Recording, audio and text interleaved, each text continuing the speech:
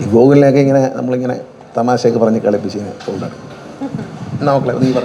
ഒരു ട്രെയിനിങ് സെഷനായിരുന്നു ഞാൻ ഗണേഷ് സാറിൻ്റെ കൂടെ ഗഗനചാരി വർക്ക് ചെയ്യുമ്പോൾ ഞാൻ എടുത്തത്.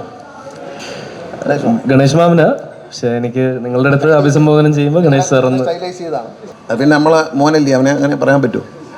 അപ്പോൾ അവൻ എൻ്റെ അടുത്ത് കുറച്ച് നേരം കുറേ ദിവസം കഴിഞ്ഞപ്പോൾ എന്നെ പറഞ്ഞു, ഗണേഷ് മാമൻ ഉള്ളതുകൊണ്ടാണ് എനിക്ക് ഇത്ര ഫ്രീ ആയിട്ട് അഭിനയിക്കാൻ പറ്റുന്നത്.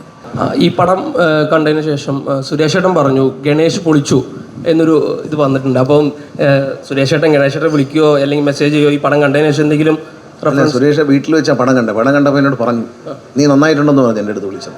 എല്ലാവർക്കും സ്വാഗതം. ഗഗനചാരി വളരെ കുറച്ച് കഥാപാത്രങ്ങളുമായി ന്യൂ ജനറേഷൻ ഇഷ്ടപ്പെടുന്ന എന്നാൽ പഴയകാല തമാശകളൊക്കെ ഉൾപ്പെടുന്ന ഹ്യൂമറസ് ആയിട്ടുള്ള ഒരു സയൻസ് ഫിക്ഷനാണ് ഈ പടം. ഇത് കണ്ടിട്ടുള്ളവർക്കറിയാം, നമ്മളൊരു 2050 അതിനപ്പുറത്തേക്കോ കേരളം എങ്ങനെയാകും, നമ്മൾ പാരിസ്ഥിതിയോട് കാണിക്കുന്ന പ്രശ്നങ്ങൾ, സമൂഹത്തിൻ്റെ പലതരത്തിലുള്ള സ്വഭാവങ്ങളൊക്കെ വെച്ചുകൊണ്ട് നമ്മളിങ്ങനൊരു ലോകത്തായിരിക്കും ഒരു പക്ഷേ ജീവിക്കുന്നതെന്ന് തോന്നിയിട്ടുണ്ട്. എൻ്റെ അടുത്താണ് ഈ കഥ ആദ്യം പറയുന്നത്. അപ്പോൾ ഞാനൊരു ദിവസം വീട്ടിലിരിക്കുമ്പോൾ ചന്തു എന്നെ വിളിച്ചിട്ട് പറഞ്ഞു, സാർ ഒരു കഥ പറയാനുണ്ട്, ഒന്ന് കേൾക്കുമെന്ന് ചോദിച്ചു. അപ്പോൾ കഥ കേട്ടപ്പോൾ എനിക്ക് ഭയങ്കര ഇഷ്ടപ്പെട്ടു. കഥ കേട്ടപ്പോൾ തന്നെ എനിക്ക് ഇഷ്ടപ്പെട്ടു. വളരെ മനോഹരമായി പറഞ്ഞു. വളരെ കോസ്റ്റ് കുറച്ച് ചെയ്യാം എന്ന് പറഞ്ഞു. അപ്പോൾ ആരെങ്കിലും പ്രൊഡ്യൂസർമാരെ കിട്ടണം എന്ന് പറഞ്ഞു. തപ്പിക്കൊണ്ട് നടക്കുകയാണ്. അങ്ങനെ ഇരിക്കുമ്പോഴാണ് അജിത്ത് വിനായക ഒരു ദിവസം എൻ്റെ വീട്ടിൽ വന്നു. അങ്ങനെ ഈ അജിത്തിനോട് ഞാൻ പറഞ്ഞു, ഇങ്ങനെ ഒരു സിനിമയുണ്ട്, ഒരു കഥയുണ്ട്, നിങ്ങളൊന്ന് കേട്ട് നോക്കുന്നു. അവൻ പറഞ്ഞു, അയ്യോ അയച്ചിട്ട് നാളെ തന്നെ കേൾക്കാമെന്ന് പറഞ്ഞു. അങ്ങനെ ഞാൻ ചന്തുവിനെ വിളിച്ചു. ചന്തുവും വന്ന് ശിവസായിയും കൂടി ഇവർ രണ്ടും കൂടി കഥ പറയാനായിട്ട് അജിത്തിനടുത്ത് പോയി. തിരിച്ചു വരുമ്പോൾ ഇവർ വന്ന് എൻ്റെ അടുത്ത് നിൽക്കുകയാണ്. ഞാൻ ഇരിക്കുമ്പോൾ എൻ്റെ അടുത്ത് പറഞ്ഞു, ഒന്ന് കാണണം അത്യാവശ്യമാണ്. ചന്തു വെളി വന്നിട്ട് വിളിച്ചു. വേറൊരു ഓഫീസിൽ ഇരിക്കുകയായിരുന്നു ഞാൻ. അകത്ത് വന്നിട്ട് പറഞ്ഞു, സാർ അഡ്വാൻസ് തന്നു. അങ്ങനെ അജിത്ത് കഥ കേട്ട ഉടൻ ഇവർക്ക് രണ്ടുപേർക്കും അഡ്വാൻസ് കൊടുത്തു. പക്ഷെ ഒരു കുറഞ്ഞ സ്ഥലത്ത് വെച്ചിട്ട് വളരെ രസകരമായി. കാരണം നമുക്ക് ഈ കാരവനിൽ പോയി ഇരിക്കാൻ തോന്നില്ലായിരുന്നു. ഈ ഗൂഗിളിലൊക്കെ ഇങ്ങനെ നമ്മളിങ്ങനെ തമാശയൊക്കെ പറഞ്ഞ് കളിപ്പിച്ച് കൊണ്ടാണ് നോക്കളെ നീ പറ. എവിടെ നിന്നാണോ? ഭയങ്കര മെമ്മറബിൾ ആയിട്ടുള്ളൊരു എക്സ്പീരിയൻസ് ആയിരുന്നു ഗഗനചാരി. എനിക്ക് ഞാൻ നേരത്തെ പറഞ്ഞിട്ടുണ്ട്, എനിക്ക് പാപ്പൻ സിനിമയിൽ അഭിനയിക്കാനായിട്ടുള്ള ഒരു ട്രെയിനിങ് സെഷനായിരുന്നു ഞാൻ ഗണേഷ് സാറിൻ്റെ കൂടെ ഗഗനചാരി വർക്ക് ചെയ്യുമ്പോൾ ഞാൻ എടുത്തത്. ഗണേഷ് മാമന്. പക്ഷെ എനിക്ക് നിങ്ങളുടെ അടുത്ത് അഭിസംബോധന ചെയ്യുമ്പോൾ ഗണേഷ് സാറെന്ന് സ്റ്റൈലൈസ് ചെയ്താണ്. സെറ്റിലുള്ള കളിതമാശകളും കോവിഡിൻ്റെ ഒരു വളരെ എല്ലാവരും സ്ട്രെസ്ഡ് ആയിട്ടിരിക്കുന്ന ഒരു സമയത്തായിരുന്നു ഞങ്ങൾ ഷൂട്ട് ചെയ്യുന്നത്. അപ്പോൾ അതിൻ്റെ എല്ലാ ഒരു സ്ട്രെസ് ബസ്റ്റർ ആയിട്ടുള്ളൊരു വേദിയായിരുന്നു ഗഗനചാരിയുടെ ഷൂട്ടിംഗ് സെറ്റ് എന്ന് പറയുന്നത്. അത് പിന്നെ നമ്മളെ മോനല്ലേ, അവനെ അങ്ങനെ പറയാൻ പറ്റുമോ? അപ്പോൾ അവൻ എൻ്റെ അടുത്ത് കുറച്ച് നേരം കുറേ ദിവസം കഴിഞ്ഞപ്പോൾ എന്നെ പറഞ്ഞു, ഗണേഷ് മാമൻ ഉള്ളതുകൊണ്ടാണ് എനിക്ക് ഇത്ര ഫ്രീ ആയിട്ട് അഭിനയിക്കാൻ പറ്റുന്നത്. കാരണം എന്നെ കാണുന്നതിലൂടെ ആദ്യം അഭിനയിക്കാൻ വരുമ്പോൾ അവൻ്റെ അച്ഛനുണ്ട് അഭിനയിക്കുന്നതിലും പേടിയായിരുന്നു അവന് വല്ല ബരട്ടുമല്ലോ ചെയ്യുന്നു. പക്ഷേ അവൻ നോക്കിയപ്പോൾ അവന് നല്ല ഹ്യൂമർ ചെയ്യാനുള്ള കഴിവുണ്ട്. ഞാൻ പറഞ്ഞു മുമ്പ് എന്നോട് ചോദിച്ച ചോദ്യമുണ്ട്, ഈ നല്ലൊരു പെർഫോമിങ് ക്യാരക്ടർ ആര് തന്നു? മണിച്ചിത്ര താഴിൽ കിട്ടി, എനിക്ക് തന്നാലേ അഭിനയിക്കാക്കൂ. നേരിൽ കിട്ടി, നന്നായി അഭിനയിക്കാൻ പറ്റി.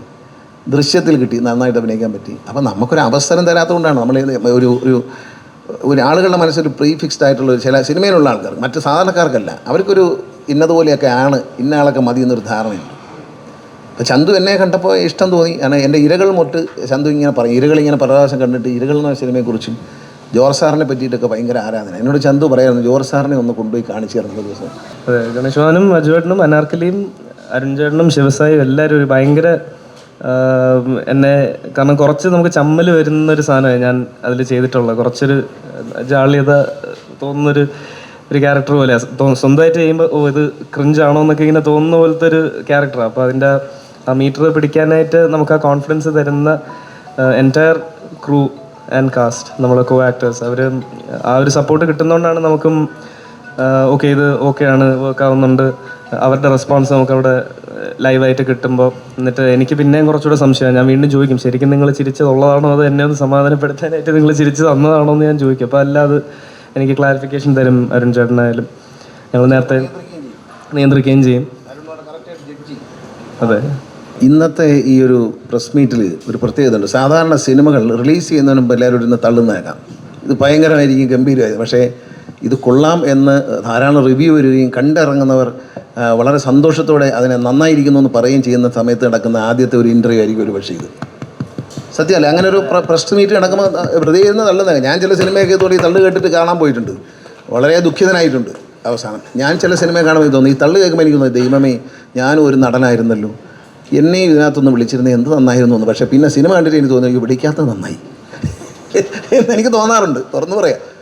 ഈ പടം കണ്ടതിന് ശേഷം സുരേഷ് ഏട്ടൻ പറഞ്ഞു ഗണേഷ് പൊളിച്ചു എന്നൊരു ഇത് വന്നിട്ടുണ്ട്. അപ്പം സുരേഷ് ഏട്ടൻ ഗണേഷ് ഏട്ടനെ വിളിക്കുകയോ അല്ലെങ്കിൽ മെസ്സേജ് ചെയ്യുകയോ ഈ പടം കണ്ടതിന് ശേഷം എന്തെങ്കിലും സുരേഷ് വീട്ടിൽ വെച്ചാൽ പടം കണ്ടപ്പോൾ എന്നോട് പറഞ്ഞു നീ നന്നായിട്ടുണ്ടെന്ന് പറഞ്ഞു എൻ്റെ അടുത്ത് വിളിച്ചത്. നീ നന്നായി, ഞാനത് പറഞ്ഞു, അവരുടെ അടുത്ത് പറഞ്ഞു. അപ്പം സായിയും ഗോകുലൊക്കെ ഉണ്ടായിരുന്നു. അപ്പോൾ എന്നോട് ഫോണിൽ വിളിച്ചപ്പോൾ ഇങ്ങനെ പറഞ്ഞ ഒരു ദിവസം നീ ആ പടത്തിൽ നന്നായിട്ടുണ്ട് കേട്ടോ എന്ന് പറയുന്നത്. അതൊരു സന്തോഷമുള്ള കാര്യമായിരുന്നു. കാരണം ഞാനത് അങ്ങനെ പടം ചെയ്തിട്ട് ഒരു നല്ലൊരു അപ്രീസിയേഷൻ വരുന്നു എന്ന് പറയുമ്പോൾ എനിക്ക് ഏതൊരു കലാകാരനെ ഏറ്റവും താല്പര്യമുള്ള കാര്യമാണ്.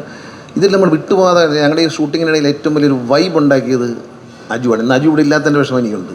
അജുവാണ് ഇതിനിടയിൽ നിറഞ്ഞ് ആ ചെറിയ മുറിക്കകത്ത് നിറഞ്ഞു തന്നൊരു ഈ വീടിൻ്റെ ഐശ്വര്യം അജു എന്ന് നമുക്ക് പറയാൻ വേണമെങ്കിൽ അത്തരത്തിൽ ഈ വീടിൻ്റെ ഐശ്വര്യമായിട്ട് നിൽക്കുകയും ഓരോ ഞാനും ആ ബെഡിൽ കിടക്കുമ്പോൾ വരുന്ന സീനൊക്കെ ഉണ്ട്. അജു വന്ന് ബഹുമാനമൊക്കെ കാണിക്കുന്നുണ്ട് എൻ്റെ അടുത്ത്. സുരേഷ് ഗോപിയുടെ സിനിമാ ജീവിതത്തിലും പ്രധാനപ്പെട്ട ഒരുപാട് സിനിമകളിൽ സാറിൻ്റെ സാന്നിധ്യം ഉണ്ടായിട്ടുണ്ട്.